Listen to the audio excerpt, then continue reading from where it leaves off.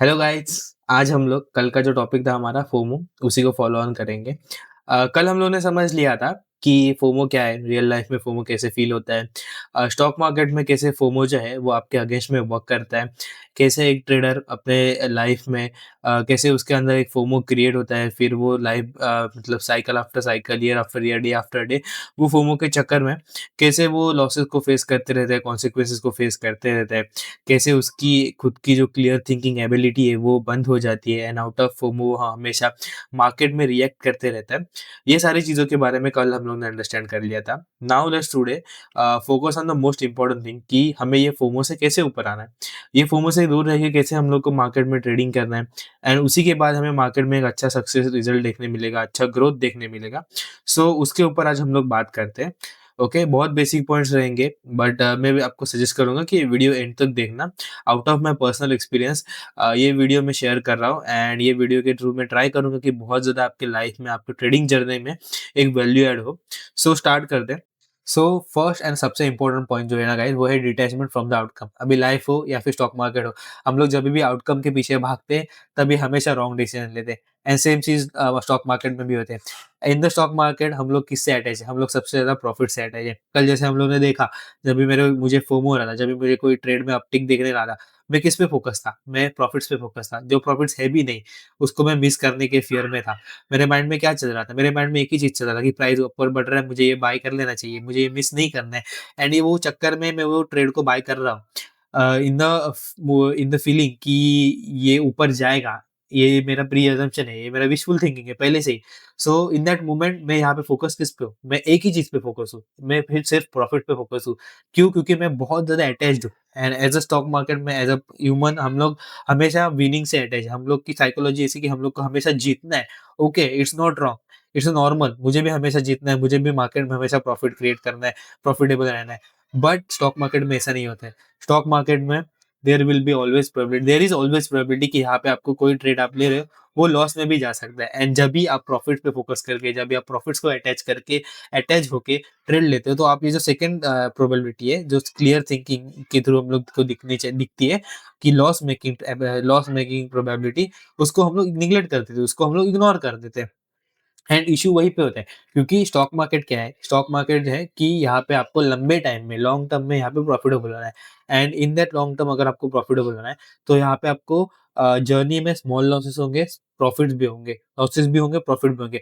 100% of the time यहाँ पे आप प्रॉफिट कभी नहीं करने वाले हो। कोई भी कितना भी बड़ा ट्रेडर हो, even the Warren Buffett likeness, वो भी ओनली 50% ऑफ द टाइम्स ही यहाँ पे करेक्ट है। तो एक यहाँ पे हार्श ट्रूथ है स्टॉक मार्केट का, एक ही चीज़ यहाँ पे सर्टेन है कि वो है कि लॉसेस भी जो है एंड प्रॉफिट जो है, वो दोनों भी ये गेम के यहाँ पे पार्ट्स हैं।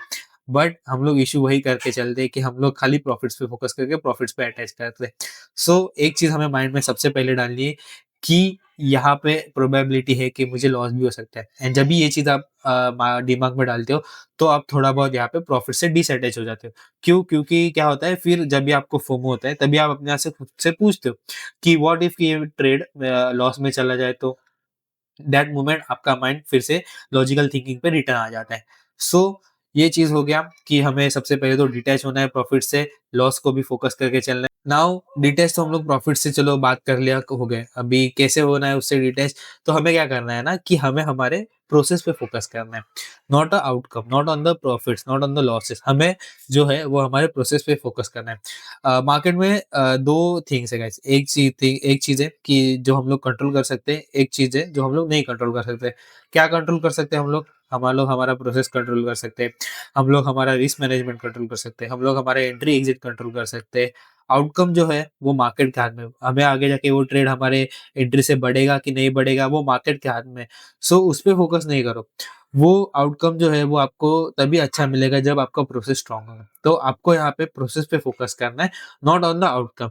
एंड जैसे ही आप यहाँ पे प्रोसेस पे ज़्यादा फोकस करने लगोगे, आपको पता है अंदर से आपको एक कॉन्फिडेंट रहेगा कि आप डिसिप्लिन के थ्रू ये ट्रेड लिया है। उसके बाद जो भी आउटकम रहेगा, प्रॉफिट रहेगा, लॉस रहेगा, आपको उससे डिटैचमेंट हो जाएगा। आपको कुछ फ़र्क नहीं पड़ने वाला है मार्केट में कि अगर आपको प्रॉफिट भी हो गया, तो आप वो नॉर्मल प्रॉफिट बुक करके यहाँ पे नेक्स्ट ट्रेड के लिए वेट करोगे।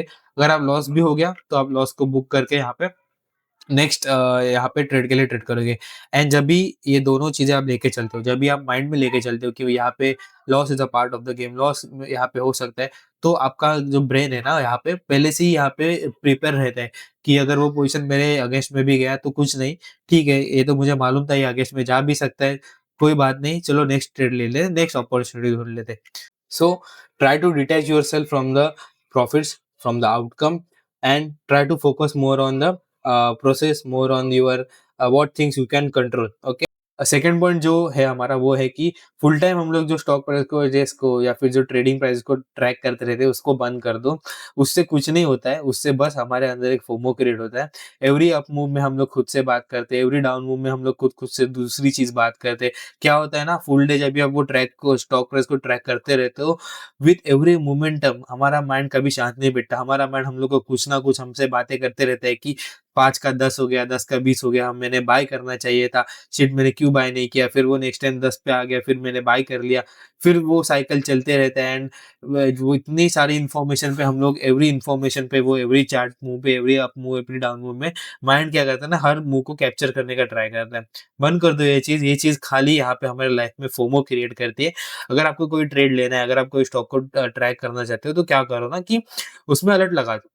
मतलब कोई स्टॉक मुझे 450 पे बाय करना है तो मैं उसका 445 का अलर्ट लगा दूँगा।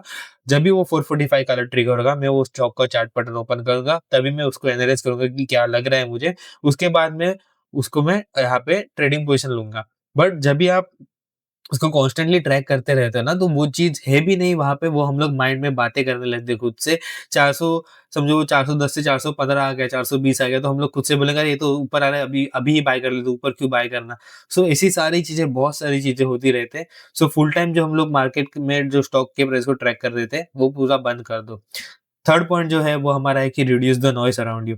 नाउ क्या होता है, हम लोग जाते हैं कि 10 न्यूज़ चैनल को देखते हैं, 10 ट्रेडिंग टेलीग्राम चैनल को फॉलो कर देते हैं, कोई दोस्त है वो आपको टिप्स देते रहता है। सो एवरी टाइम इतनी सारी इन्फॉर्मेशन जब भी आपके पास आती रहती है, वो एवरी इन्फॉर्मेशन पे हम लोग एक्ट करने का सोचते हैं एंड वो एक्ट जब भी हम लोग नहीं कर देते हैं, फिर वही होता है अपॉर्च्युनिटी कभी मिस कर देते हैं। सो हमें लगता है कि मैंने अपॉर्च्युनिटी क्यों मिस किया, फिर देन कोई न्यू कॉल आता है, कोई न्यू इन्फॉर्मेशन आता है, हम लोग उस पे एक्ट कर देते हैं एंड फिर वही कि कॉन्सिक्वेंसेस को फेस करते हैं। सो जितना ज़्यादा आप यहाँ पे आजू-बाजू का जो आपका सराउंडिंग है वो शांत रखोगे, जितना कम आप किसी वो ट्रेडर्स को फॉलो करोगे, जितना कम आप न्यूज़ को सुनोगे, मतलब जो आपके काम का नहीं है, वो सबको आप निकाल दोगे ना, तो उतना ज़्यादा आपका ट्रेडिंग जर्नी क्लियर रहेगा। क्योंकि उतना आप क्लियरली अपना खुद का ट्रेडिंग पे फोकस कर सकोगे। उतना हम लोग हमारे रूल्स, हमारा जो स्टॉक सेटअप है उसको फ़ॉलो करने का ट्राई करेंगे। जैसे कल हम लोग ने देखा कि कोई टीम आके दे रहा है मुझे, मैं उसका 1-2 कॉल नहीं ले रहा हूँ, फिर तीसरा कॉल ले रहा हूँ, फिर वो तीसरा कॉल नहीं चल रहा है। सो ये सब चीज़ें जब भी क्यों होती है, क्योंकि हम लोग के सराउंडिंग में बहुत ज़्यादा वो इन्फॉर्मेशन आती रहती है एंड क्योंकि हम लोग वो एवरी इन्फॉर्मेशन पे एक्ट नहीं कर सकते, तो हम लोग कोई इन्फॉर्मेशन पे एक्ट करते हैं, कोई इन्फॉर्मेशन को मिस कर देते हैं एंड वही होता है कि फोमो के चक्कर में फिर से हमें लॉस कॉन्सिक्वेंसेस को फेस करना पड़ रहा है। उससे अच्छा है जितना ज़्यादा आप नॉइज़ को रिड्यूस कर सकते हो कर दो, उतना ज़्यादा आपका ट्रेडिंग क्लियर हो जाएगा, उतना ज़्यादा आपका लाइफ भी ईज़ी हो जाएगा स्टॉक मार्केट में। फोर्थ पॉइंट जो है वो है कि there will be always another opportunity. So क्या होता है कि बहुत टाइम ऐसा लगता है कि कोई स्टॉक हम लोग ने मिस कर दिया एंड वो थोड़ा बहुत ऊपर चला गया, फिर हमें बहुत ज़्यादा फोमो होने लगता है कि मैंने क्यों नहीं लिया, मुझे लेना चाहिए था। उसको ऊपर जो जाते हुए हम लोग देखते हैं, फिर उसको बाद में जब भी लेना चाहिए तभी नहीं लिया था, ऊपर के प्राइस में जाके ले लेते हैं या फिर जो स्टॉक लिया है उसमें प्रॉफिट बुक नहीं करते, उसको और थोड़ा ऊपर जाएगा इसलिए होल्ड करके चलते हैं।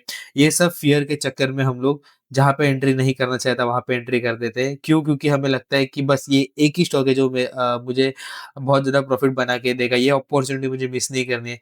But it's not like that कि कोई एक स्टॉक आपके लिए यहाँ पे फॉर्च्यून क्रिएट नहीं करने वाला है।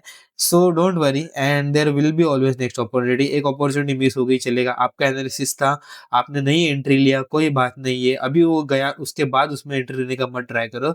एक पॉजिटिव आउटकम उसमें से लेके चलो कि चलो ठीक है, अच्छा हुआ मेरा एनालिसिस था वो चल गया, नाउ आई एम कॉन्फिडेंट कि मैं सेम पेशेंस से नेक्स्ट ट्रेड के लिए वेट करूँगा, नेक्स्ट ट्रेड सेटअप बनने के लिए वेट करूँगा एंड उसमें एंट्री ले लूँगा। बट अभी मेरे से अपॉर्च्युनिटी मिस हो गया है, चलेगा मुझे कोई इश्यू नहीं है।